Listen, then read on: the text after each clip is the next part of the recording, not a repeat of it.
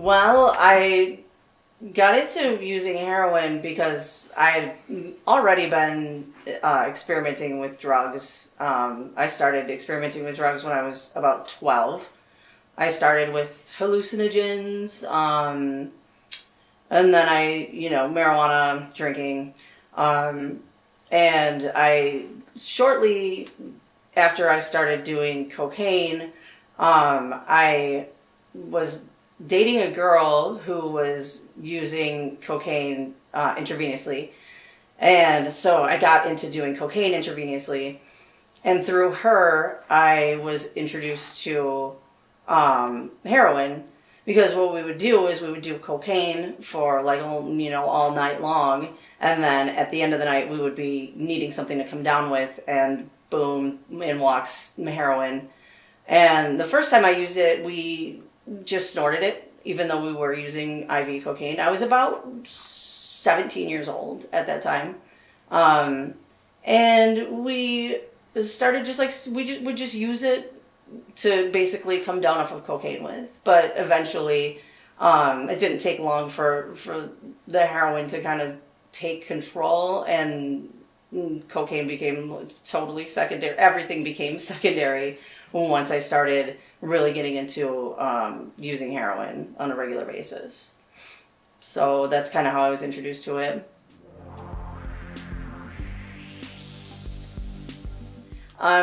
So the experience that I went through kind of transitioning from most other drugs, specifically cocaine, to heroin was when I would use the heroin, after using copious amounts of cocaine, it just brought me down and just made my entire body warm and calm. And that feeling was something that I then sought out as opposed to any of the other drugs that I had taken. So once I experienced that on its own and kind of started getting to know heroin as a drug on its own without the other drugs, that was all that I sought for. That was all that I looked for. And that became an everyday thing. And I stopped doing any other drugs besides heroin at that point.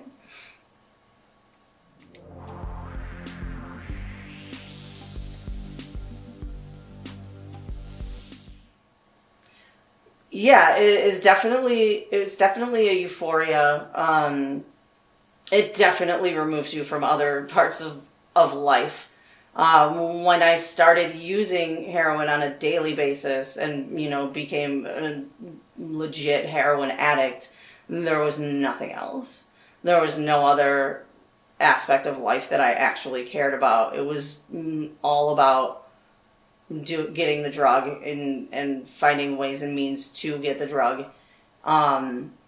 It does take away pain, physical pain, emotional pain, any pain. It basically takes away all of your feelings, and it only gives you that feeling of the high of being on heroin. And it is kind of a euphoric high. So, yeah.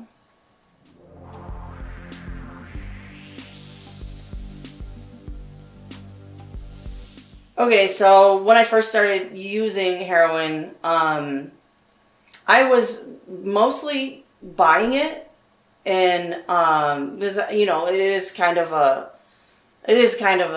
tricky thing because you have to feed your addiction every day.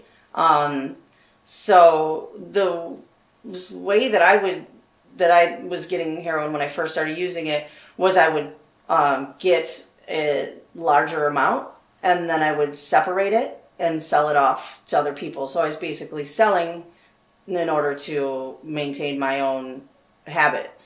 And then, further down the road came other things. I would steal from stores and people or anything, sell stuff. But for a long period of time, most of my junkie career, I basically sold it in order to pay for my own habit.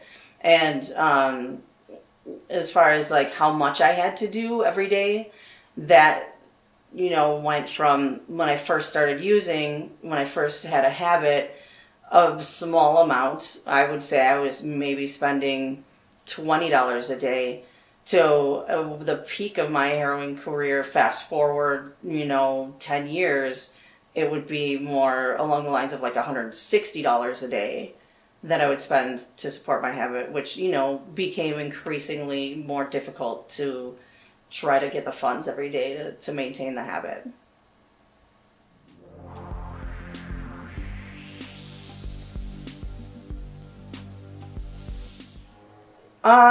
I used heroin pretty much for about 10 years straight. I would say there was about 13 years that I would call myself an active user. I did do some rehab in between there. So there were short periods of sobriety, but not real long. I would say a couple months here and there, and then I would fall back into it. It wasn't a thing where I just stopped and then stayed off of it. Recovery was not a straight road for me.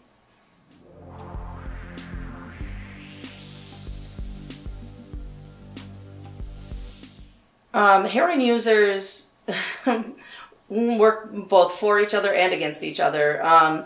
Clearly, the purpose every day for every heroin addict is to make sure they're not sick. Now, that's a very selfish and self-centered thing. However, I do know that a lot of junkies that I know and that I've come in contact with will pull their resources together or work together to try to help each other out if they are sick.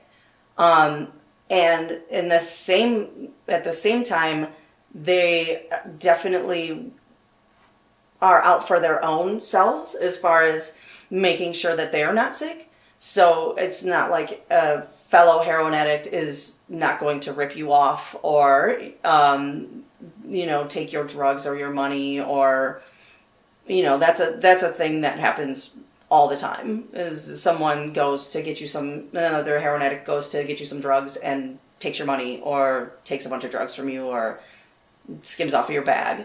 That's an everything. But I think that, there are definitely, when you're using heroin every day, there's a network of people that you talk to that are other heroin addicts. And you kind of rely on those people to get your drugs or to get your ways and means to get your drugs.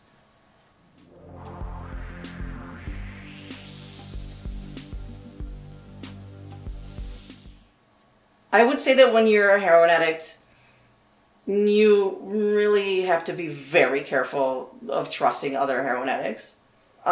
Just because the need to remain not sick, not even to remain high, but just to remain not sick, is more than anything. It takes over everything. I know I can speak from personal, we'll talk about myself. Like I stole from my family. I stole, from businesses. So people that have addictions, especially heroin addiction, I think it's not a stretch to say will do a lot of really immoral and things that they wouldn't do if they weren't using heroin to get their fix. So it's difficult to trust a person who's on heroin.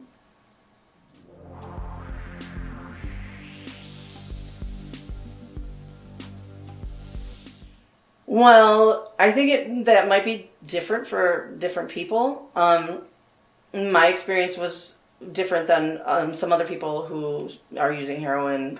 It might differ from their experience. My experience was, like I said, I was already using drugs, and I used heroin as a means to come down off of some, other drugs. I think that a lot of people start using heroin because they're in pain and they're on pain medicine. That's a thing that a lot of people who are taken off their pain medicine, they go to heroin because they don't have any other option and they're already addicted to opiates. Now the arc from using it for positive reasons, because it makes you feel good, because it takes away pain emotionally, physically, whatever kind of pain you may be in, or maybe, just an escape, that works for a while. And then once you become dependent, and your body becomes physically dependent, it pretty quickly goes from a let's get high situation to a let me not get sick situation. And I can't really give a time frame for that. I don't really know. I think that kind of depends on how much a person uses, or how often they use, maybe how much they use. But it definitely doesn't take long to go from this feels good and I'm going to do it to I'm going to feel bad if I don't do it.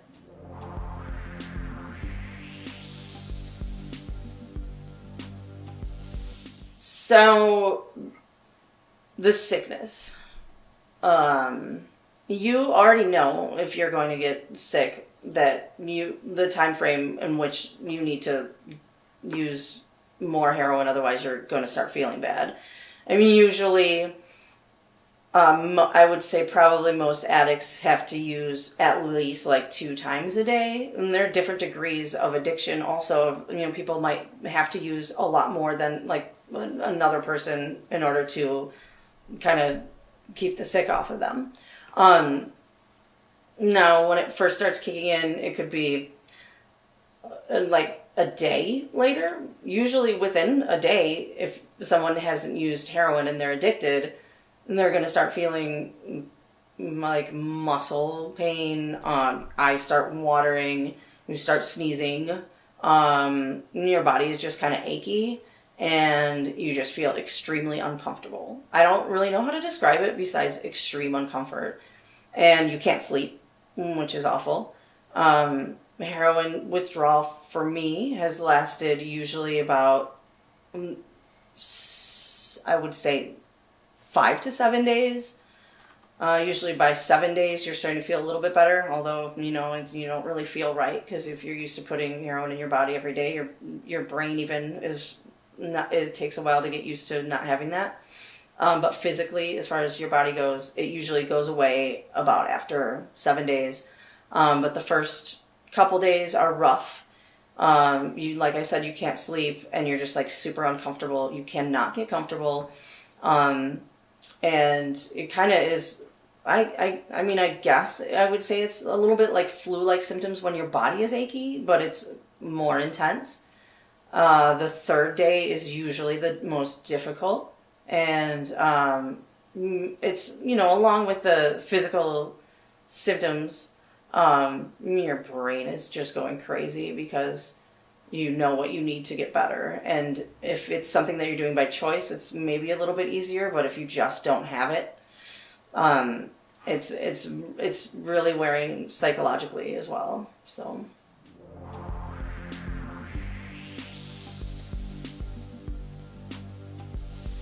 I've tried to quit heroin, I don't even, an endless amount of times. In my experience, after I first caught a habit, meaning after I first realized how awful it was to be sick from not doing heroin, I tried to quit. And I tried to wean myself off at first. And I was young. I was 17 or 18 years old. After that, I went to rehab a few times. I flew to Colorado. My parents sent me to rehab out there. I did not finish that rehab. I was a 30-day program. I went for 27 days, and then I was kicked out for I was out on a pass. It wasn't using or anything related. And then shortly thereafter, I started using again. It wasn't because of physical pain, because I was actually out of the physical withdrawal, but it was kind of embedded in my brain, I guess, and it was a lifestyle thing also that I missed. And so I just, that was what I knew how to feel better about my life. I mean, at that point, I had quit doing drugs, but my life was still not normal and not anything that felt good. I didn't feel good about myself. So that's what I knew would make me feel better about myself. So I went back to it, after the first time I went to rehab pretty quickly. Then I ended up coming back to Wisconsin, and I was back into doing heroin already. Stayed with that for a little while, and then I ended up doing a methadone program in Chicago. And I stayed on that for a while, got kicked off of the methadone program for not paying them. And then at that point, because methadone is such a terrible beast, in my opinion, that I started doing heroin immediately after I got kicked off of the methadone program, and the heroin habit was bad at that point. And so I got back into it then. And through the course of the next several years, I went through methadone and then trying to, get off of the heroin after I got off of the methadone. And I went through a couple different treatment programs, but I always ended up back doing heroin. And I can't really say there's a specific reason why, besides that I just wanted an escape. I just wanted to kind of escape my reality. And that was the thing that I knew did the trick. And so I ended up in and out of rehab a lot. Yeah.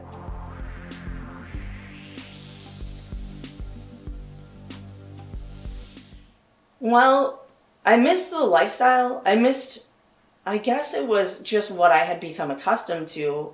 And like I said, I had been using drugs since I was 12 years old.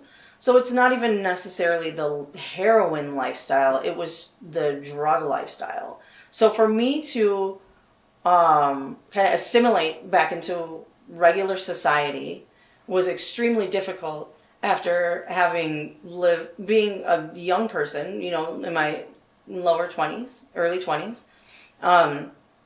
trying to get a job and work and do regular stuff was just very foreign to me and difficult for me.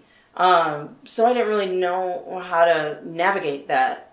And, I would try for a little while and I just would end up going back. The lifestyle is basically, one of committing crimes, I guess, and doing things under the radar and kind of living on the fringe. And there's a certain excitement to that. And also it was just what I knew. So it was easy to go back to.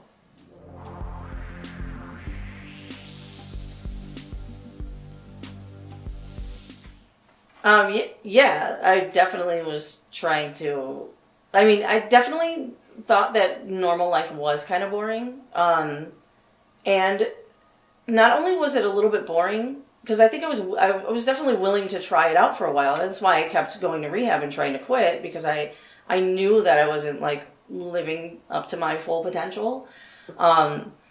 And that there was a better way. There's a way that people were out there living happy lives and not doing drugs. And I think that, I was seeking that. I just felt like I was almost, more than it was boring, it was that I didn't feel like I was capable of living that kind of a life. I didn't feel like I could do it because I hadn't ever done it before, and I felt a little bit incapable of doing that.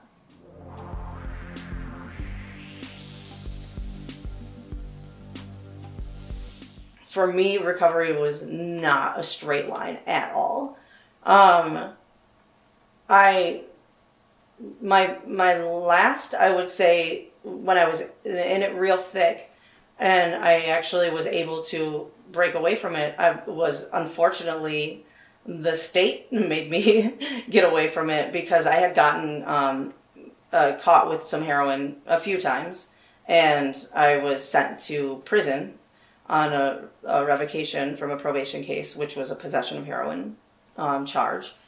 So I went to prison, and when I went to prison, they they allowed me to do a treatment program in there, which is called the ERP. It's the Earn Release Program. And that was a 6-month program, and it was like intense. It was pretty intense. We did work all day long, treatment work all day long, and we were in a separated place in the prison that only people who were doing the treatment program were. We didn't have any contact with the general population, and we just did treatment stuff literally all day, every day. It was kind of nice for me, and I do attribute a lot of the successes that I've had since then from that program, because I actually had a chance to sit down and make some goals for myself. I think that's what saved me, was that I realized that, like, hey, when I get out of here, if I have any shot at all to making a somewhat normal life, at least one that doesn't involve heroin, I need to figure out a game plan. And so I did that. While I was in that program, I did that. I told myself, when I get out of here, I'm going to go to school. I'm enrolling in school as soon as I get out of here. And that's what I did. I got out of the prison, and I graduated from the treatment program successfully, which was tough. And I enrolled in school, and I started going to Gateway part-time and just taking some classes. And then I transferred to a university, and I ended up graduating from the university 5 years later with high honors. And, I think that focus and that time that I had to, like, sit down and actually, like, realize that I could do it and, like, make some plans for myself and get the momentum kind of to stay away from all that stuff and just focus on school, and have a focus. That really helped me a lot.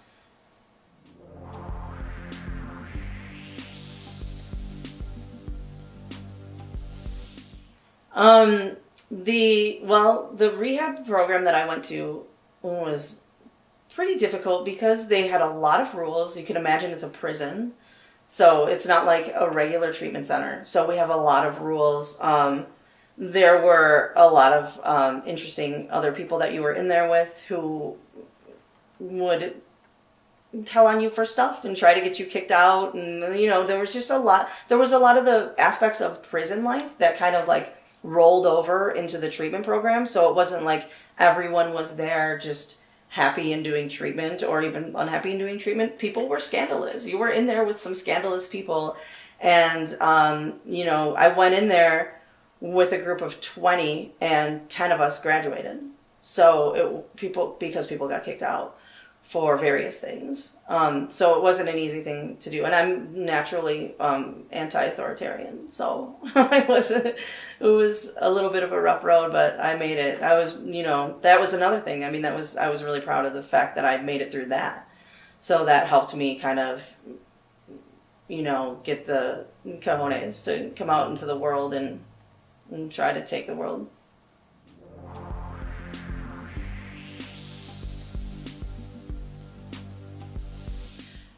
I did have a choice to do the treatment program or not. However, there was a huge incentive for doing the treatment program, and that was I got about a year knocked off of my sentence. So I would have had to have been in there for like 2 years, and I was in there for, I think a little over a year. So that was a huge incentive. But also, I had been, in and out of like recovery and treatment, and I knew that was something that I wanted. So I think I would have done it even if I wouldn't have gotten out of prison early. However, that's a huge incentive to get out of prison early. But it wasn't that I didn't have a choice. I could have said no and just did my time. But I knew that there was more that I should be doing with my life and that I could be doing with my life. So that was appealing to me.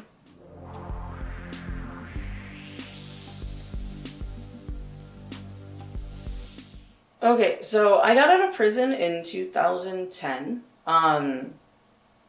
I have relapsed since then. So I've not been off of heroin for that long. It's, like I said, it hasn't been straight road for me to recovery. I had actually a pretty bad relapse when I was going to school.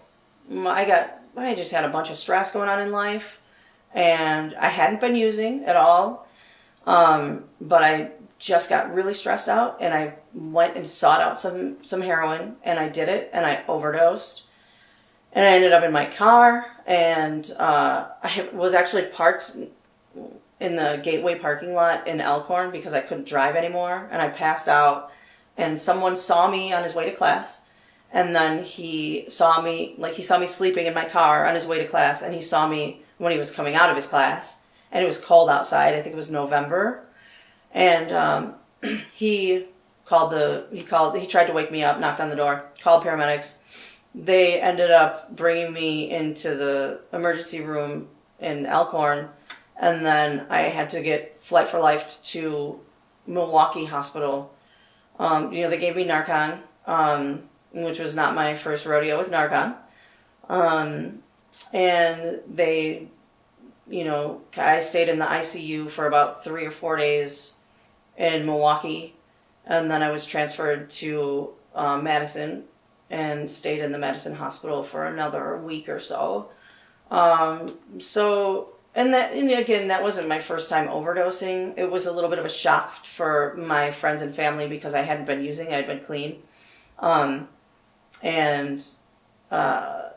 that was, that's just an example of how, I had been clean for, I think at that point, about 2 years.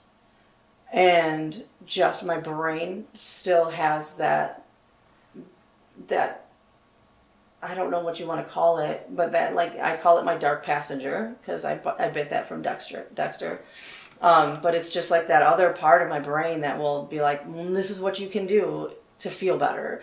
It's never going to go away. It's always there. It's all about, trying to combat it, I guess. I guess I'll be fighting with it for the rest of my life, but life on the outside since then, since, take away the relapses, that was just one of them. I've had a few relapses since I've been out of prison, to different extents and for different periods of time. But I would say, me just going to school and graduating with high honors was something I never thought I would do. Even in high school, I was not a good student. That just kind of gave me a lot of hope and optimism. It kept me focused, and knowing that I can live a sober, normal life and be happy and have fun and do things, and actually accomplishing things kind of takes that place of the escapism that I needed before, because it fulfills something within me that is replacing the heroin, I think.